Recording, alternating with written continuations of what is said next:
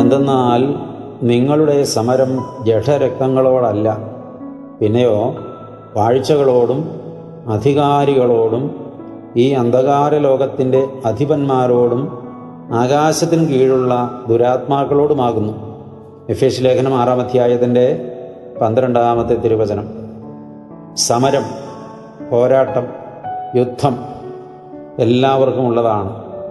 എന്നാൽ ഇവിടെ വചനം പറയുന്നത് ജഡരക്തങ്ങളോടല്ല നമ്മൾ സമരം ചെയ്യേണ്ടത്, പിന്നെയോ അത് വാഴ്ചകളോടാണ്, അധികാരികളോടാണ്, ഈ അന്ധകാര ലോകത്തിൻ്റെ അധിപന്മാരോടാണ്, ആകാശത്തിന് കീഴിലുള്ള ദുരാത്മാക്കളോടുമാണ്.